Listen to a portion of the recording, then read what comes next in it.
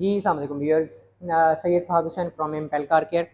अच्छा, आपको याद होगा कुछ दिन पहले हमने एक फॉर्च्यूनर आपसे शेयर किया था जिसका हमने पीपीएफ रिमूव किया था। तो ये वही फॉर्च्यूनर है। इस पे अब हमने सारी बेस की प्रिपरेशन करके इसका पीपीएफ प्रेजेंट कर दिया है, अप्लाई कर दिया हुआ है।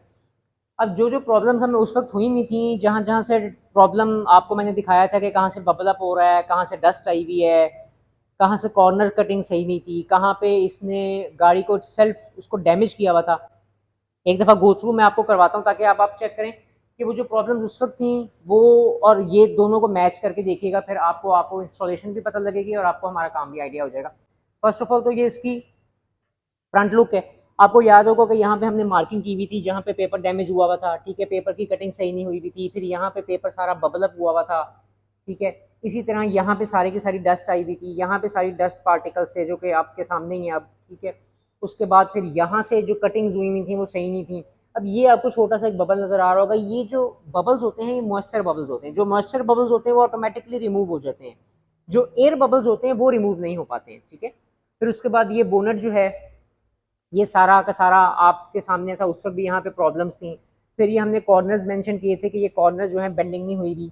अब आप ये देखें, कॉर्नर बेंडिंग चेक करें, थोड़ा सा फोकस ज़रा आउट हुआ हुआ है, ये देखें। फिर उसके बाद यहाँ पे कॉर्नर्स की बेंडिंग चेक करें आप, बिल्कुल कॉर्नर एज टू एज चल रहा है, कहीं पे ऐसी नहीं है। फिर ये वाली जो साइड है ये फोल्डिंग पे है, इसी तरह ये वाली सारी बॉर्डर कट पे है।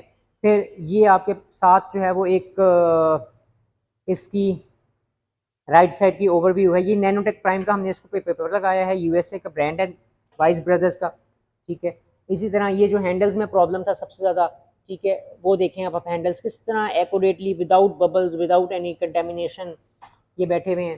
फिर उसके बाद यहाँ से चूंकि ये स्ट्रिप के नीचे हुआ हुआ है तो इस वजह से कोई इशू नहीं है। फिर ये वाला दूसरा हैंडल आ गया, ये आपको याद होगा कि मैंने आपको दिखाया था कि ये इन्होंने डैमेज कर दिया था, क्लिप्स जो थे वो इसके यहाँ से, तो यहाँ पर डबल टेप लगाई हुई थी। ये हमने दोबारा इसको ओपन करके इसके सारे क्लिप्स दोबारा लगाए हैं, ठीक है, और उसके बाद फिर इसको फिटिंग किया। अभी आप देखें ये कैसे प्रॉपरली बैठा हुआ है, ये देख रहे हैं, ये देखें।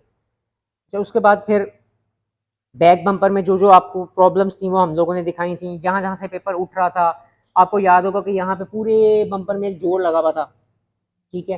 ये इन्होंने ऊपर की पट्टी ही अलग लगा दी थी। फिर ये लोगोज में जो इशू था हमारे, ये देखें, लोगोज में इशू था कि लोगोज में डस्ट आई हुई थी, ठीक है। अब ये सारे आपके सामने ये लोगोज भी हैं। फिर उसके बाद ये लेजेंडर है, ये लगा हुआ है, 2.8 लगा हुआ है, यहाँ पे कोई डस्ट कोई डिब्री कुछ नहीं है किसी किस्म का भी।